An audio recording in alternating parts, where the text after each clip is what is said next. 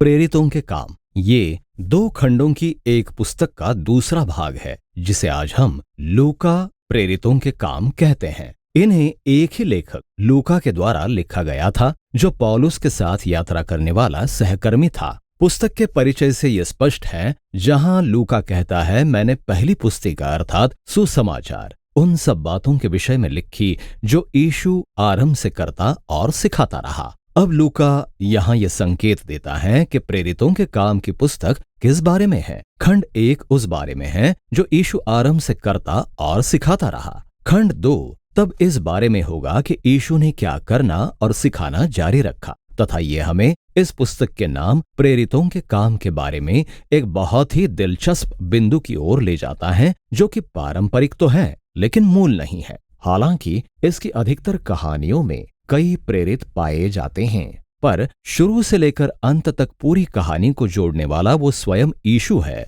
जो प्रत्यक्ष रूप से या अपने आत्मा के द्वारा कार्य करता है। इसलिए इस पुस्तक का और भी उपयुक्त नाम ये होगा, यीशु और पवित्र आत्मा के काम। पुस्तक का परिचय बताता है कि कैसे जी उठा यीशु लगभग 40 दिन चेलों को परमेश्वर के राज्य के विषय में सिखाते हुए बिताता है। ये इसे लूका के सुसमाचार के वृत्तांत के साथ जोड़ता है, जहां यीशु ने दावा किया था कि वो इस्राएल से आरंभ करके सारे संसार पर परमेश्वर के राज्य को पुनर्स्थापित कर रहा है। इसलिए उसने इस्राएल को उसका अनुसरण करने के द्वारा परमेश्वर के राज्य के अधीन रहने के लिए बुलाया, और वो तब राजा के रूप में सिंहासन पर बैठा जब उसने अपना जीवन बलिदान कर दिया और फिर अपने प्रेम के द्वारा मृत्यु पर विजय प्राप्त की। अतः प्रेरितों के काम की पुस्तक जी उठे राजा यीशु के द्वारा अपने चेलों को उसके राज्य के जीवन के बारे में निर्देश देते हुए शुरू होती है। वो प्रतिज्ञा करता है कि पवित्र आत्मा जल्द ही आएगा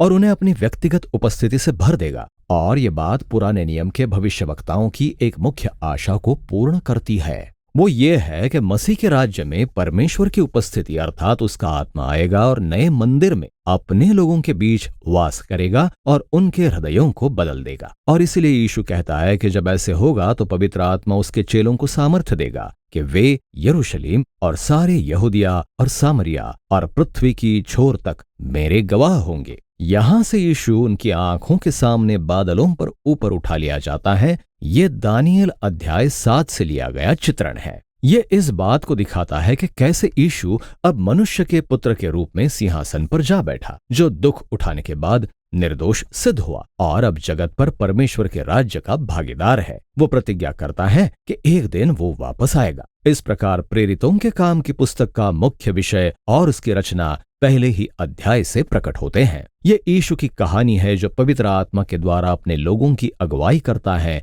कि वे सारे जगत में जाएं और सब जातियों को उसके राज्य की अधीनता में रहने का निमंत्रण दे। इस प्रकार कहानी की शुरुआत उस संदेश से होती है जो यरूशलेम में और फिर आसपास के यहूदिया के क्षेत्रों में और गैर यहूदियों से भरे सामरिया में और फिर वहां से पृथ्वी की छोर तक की सब जातियों में फैल जाता है।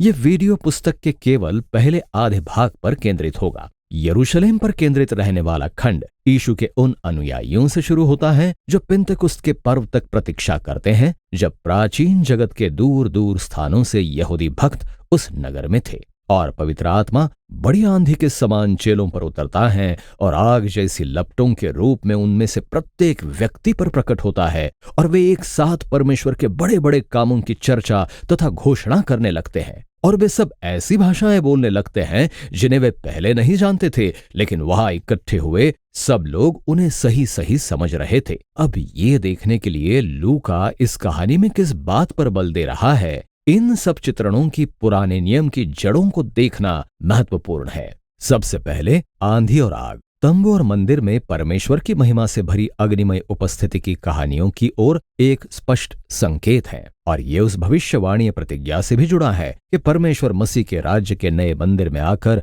अपनी आत्मा के द्वारा वास करेगा। और इसीलिए यहाँ प्रेरितों के काम में परमेश्वर की अग्निमय उपस्थिति किसी इमारत में नहीं बल्कि अपने लोगों में वास करने के लिए आती है। लूका कहता है कि भविष्यवक्ताओं द्वारा प्रतिज्ञा किया गया मंदिर यीशु का नया वाचाई परिवार है, अर्थात यीशु के लोग हैं, और ये उस दूसरी बात से जोड़ता है जिसे लूका यहाँ कहना चाह रहा है। भविष्यवक्ताओं ने प्रतिज्ञा की थी कि जब परमेश्वर अपने नए मंदिर में वास करने आएगा तो वो इसराइल के सारे गोत्रों को मसीहा राजा की अधीनता में एक करेगा और परमेश्वर के राज्य का सुसमाचार फैलेगा और सब जातियों में सुनाया जाएगा। लूका उन सब इसराइलियों की अंतरराष्ट्रीय बहुगोत्रीय संरचना का वर्णन विस्तार से करता है जो पेंतकुस्त के दिन वहां थे और जिन्होंने पतरस के सुसमाचार का उत्तर दिया था। और इसीलिए प्रेरित बार बार इसराइलियों से कहते हैं कि वे यीशु को अपने मसीहा के रूप में स्वीकार करें और हजारों लोग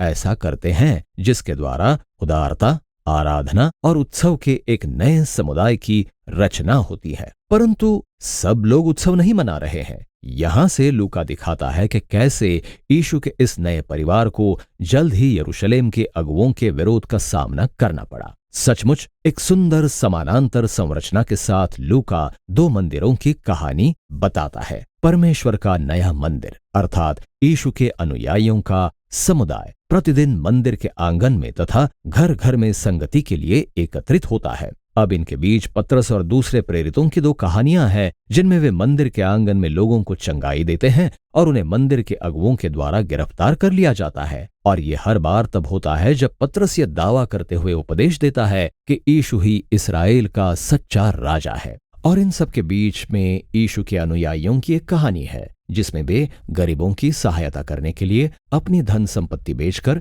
एक साझे कोष में जमा कर देते हैं, जो कि सचमुच एक अच्छी बात है। लेकिन लूका द्वारा इसका यहाँ उल्लेख करना तब तक एकाएक सा लगता है जब तक आप ये महसूस नहीं कर लेते कि ये तोरा के नियमों में बताई गई एक रीति थी और इसका संचालन यरूशलेम के मंदिर और उसके अगुओं द्वारा होना चाहिए था। अतः यहाँ लूका का तर्क स्पष्ट है। यीशु के समुदाय का नया मंदिर परमेश्वर के उस उद्देश्य को पूरा करता है जो उसने हमेशा से यरूशलेम के मंदिर के लिए रखा था, अर्थात एक ऐसा स्थान जहां स्वर्ग और पृथ्वी आपस में मिलें, जहां लोग परमेश्वर की उदारता और चंगाई देने वाली उपस्थिति का अनुभव करें। इन दो मंदिरों के बीच का संघर्ष प्रेरितों के काम अध्याय 6 और 7 में पूरा होता है। ये सताव की पहली लहर है। अब यीशु के अनुयायी लगातार बढ़ते जा रहे थे, इसलिए उन्हें और अधिक अगुओं की जरूरत पड़ रही थी। और उनमें से एक स्तिफनुस यरूशलेम में यीशु का एक साहसी गवाह बनता है। अंततः उसे पकड़ लिया जाता है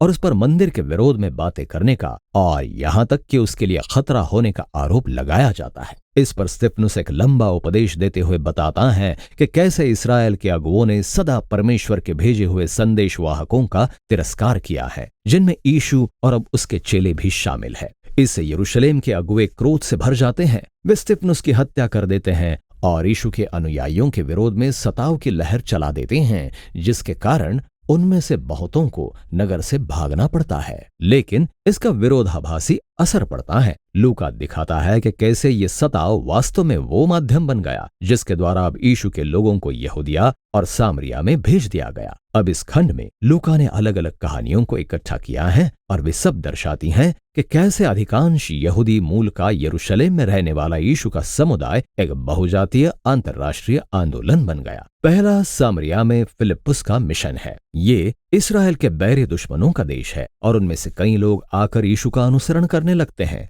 इसके बाद हम तरसुस के शाऊल का मन परिवर्तन देखते हैं, जिसे बाद में पौलुस के नाम से जाना गया। जब तक उसकी भेंट व्यक्तिगत रूप से जी उठे यीशु से नहीं हो गई, तब तक वो यीशु के अनुयायियों का कट्टर दुश्मन और सताने वाला था, और फिर वो यीशु का जोश से भरा समर्थक बन गया। अगली कहानी पतरस के उस दर्शन के बारे में है कि कैसे परमेश्वर गैर यहूदियों को अशुद्ध या यीशु के परिवार में शामिल होने के अयोग्य नहीं मानता। अब पतरस पवित्र आत्मा की अगुवाई में एक रोमी सैनिक के घर जाता है जो गैर यहूदियों से भरा हुआ है, और वे सब यीशु के सुसमाचार को ग्रहण करते हैं। वास्तव में पवित्र आत्मा उन पर ऐसी सामर्थ्य से उतरता है जैसे वे अध्याय 2 में यहूदी चेलों पर उतरा था। ये सारे विषय अंताकिया की कलीसिया की स्थापना के साथ जुड़ जाते हैं, जो रोमी साम्राज्य के उस भाग का एक सबसे बड़ा और विशाल महानगर था। और लूका हमें बताता है कि यरूशलेम की कलीसिया का एक यहूदी अगुवा बरनबास पौलुस के साथ गया